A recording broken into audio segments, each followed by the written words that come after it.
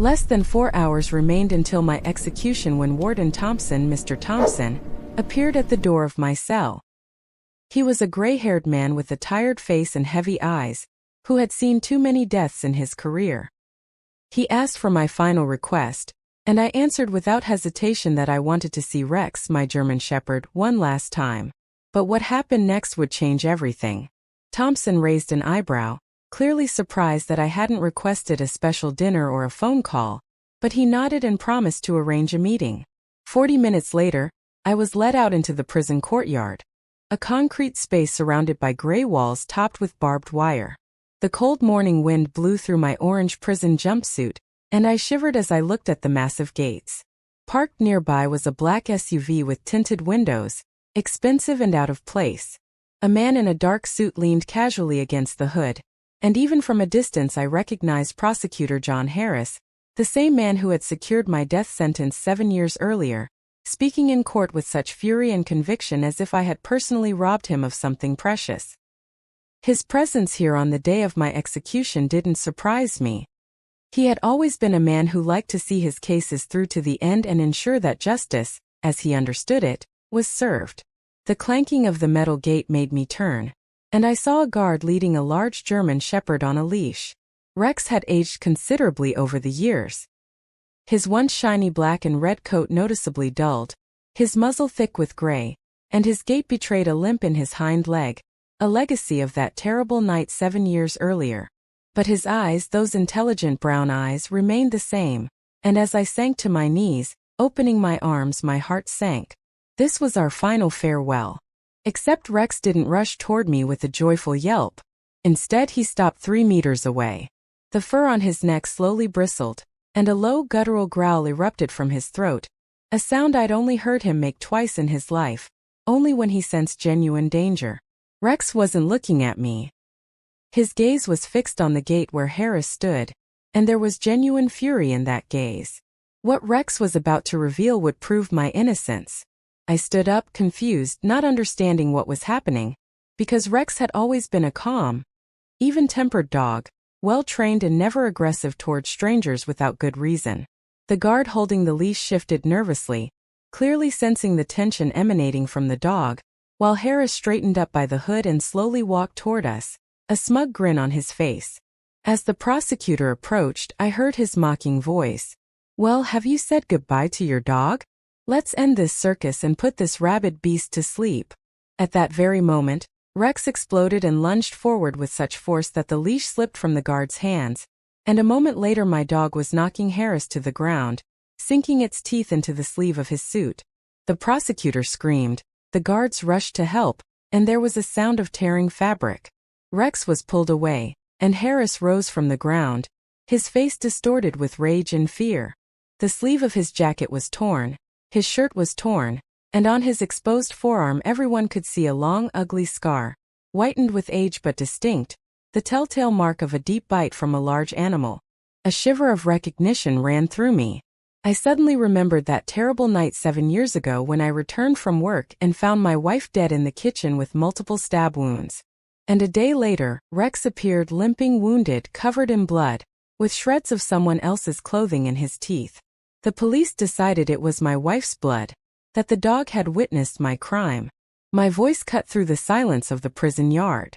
Rex came home covered in blood the night my wife was killed.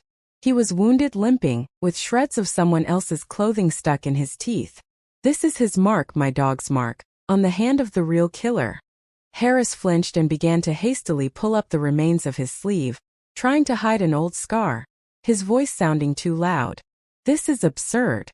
I was bitten by a stray dog 3 years ago at the dacha. This has nothing to do with this case." Mr. Thompson took a step forward, his gaze fixed on the prosecutor's hand. Sam, the older guard who always treated me with quiet compassion, stood next to me, and now he said slowly, "Mr. Attorney, I remembered something. 7 years ago, just after the murder, you called in sick for 2 weeks, said you fell off your bike and broke your arm, and you were walking around with bandages. I worked at the courthouse and saw you." Thompson took out his phone and quickly dialed a number. "I need John Harris's medical records for the last 10 years, urgent. Request from the warden of the state prison." The next 10 minutes dragged on painfully. Harris stood there, his face pale, his forehead beaded with sweat, and Rex was held on a short leash, but the dog did not take his eyes off the attorney and continued to growl softly. I couldn't move, only the frantic pounding of my own heart. Thompson's phone rang and he put it on speakerphone. The hospital administrator's voice was clear. Mr. Thompson, John Harris's medical record is from 7 years ago. Diagnosis: multiple deep lacerations to the right forearm, injury pattern consistent with large dog bites, antibiotics recommended. Patient refused to file a police report for an animal attack. Thompson slowly lowered the phone and looked at Harris. I took a step forward, my voice shaking. If it was a random dog at your dacha, why didn't you report it to the police? Why did you hide the wounds? Because it was my dog, protecting my wife from you. Harris tried to say something in response, but at that moment Rex lunged forward again. This time not toward the prosecutor, but toward the black SUV at the gate. The security guard didn't expect the maneuver, and the dog was at the car first. Rex began furiously clawing at the trunk door, barking with desperate persistence, gnawing on the bumper, as if trying to get to something inside. I yelled, "There's something in there. Check the car." He found something. Harris went blue and lunged for the SUV, shouting something about private property, but Thompson was already striding toward the car, drawing his service weapon. "This is prison property and I am the law. Open the trunk now, or I will have it forced open." Harris's hands were shaking as he pressed the button, and the trunk lid slowly rose. Inside were 2 large leather suitcases and duffel bags, as if the prosecutor were going on a long trip. One of the guards said quietly, "Mr. Attorney, are you going somewhere?" Harris tried to maintain his composure, his voice tight. "I was planning on taking a vacation after this case is over. I'm flying to Europe tonight. These are my personal belongings." But Rex wouldn't let up. He leaped into the trunk, sniffing the suitcases with feverish insistence, and suddenly sank his teeth into the side pocket of one of the bags, tearing at the leather. Harris lunged forward, shouting, "Get that dog out!" But the guards held the prosecutor in place. Rex pulled something small and shiny from the torn pocket. It flew out of his mouth and clattered to the pavement at Thompson's feet. The warden leaned over and picked up a silver locket on a thin chain, an antique piece of jewelry slightly tarnished with age. Thompson opened the lid, and I watched his face change. Inside was a tiny photograph, faded but still legible, of my wife smiling in it. I knew the locket well, having given it to her for her wedding anniversary. It had gone missing the night of the murder, and the police had never been able to find it. Thompson turned slowly to Harris, holding the locket in his palm, his voice cold as ice. "Mr. Attorney, during the investigation you claimed that the robber took all the valuables and pawned them. You personally handled that aspect of the case. Explain how the victim's personal locket ended up in your things 7 years later. Why did you keep it?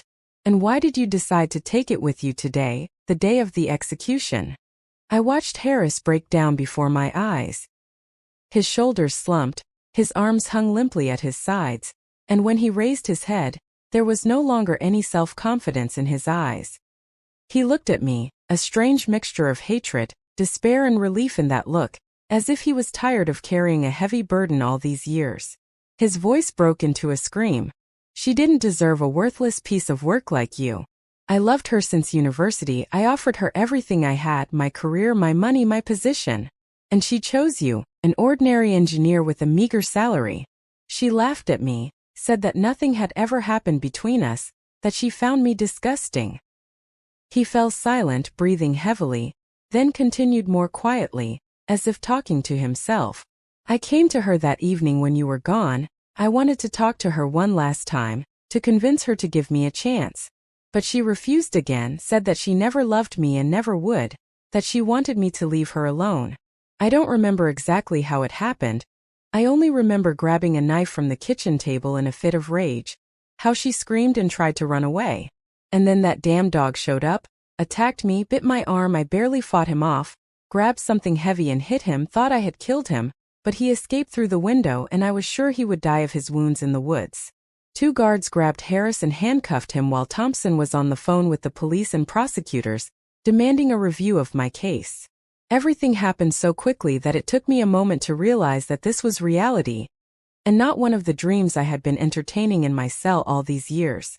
Rex came up to me, finally calm, buried his gray muzzle in my palm, and his tail slowly wagged. I knelt down right in the middle of the yard and hugged the dog, burying my face in his warm fur. And only then did I feel tears streaming down my face, tears of relief, joy and gratitude to this faithful creature who remembered everything and waited for his 7 long years. 3 hours later, instead of death row, I stood at the prison gates a free man. An emergency court order, based on new evidence in Harris's confession, overturned the sentence and freed me with full rehabilitation. Thompson personally escorted me to the exit, apologized for my years behind bars, and promised to seek compensation. The massive gates creaked open, and I took my first step toward freedom in 7 years, feeling the warm asphalt of the city street under my feet. Rex walked beside me, limping slightly but holding his head high and proud. We got into a taxi that Kind Sam had called, and I gave him the address of the city cemetery.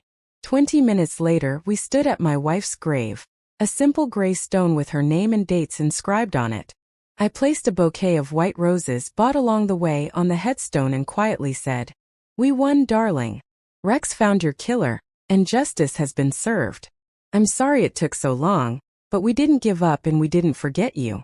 Rex sat down next to me on the damp grass, resting his gray muzzle on my knee, and we sat in silence, 2 survivors, 2 who loved her with all our hearts.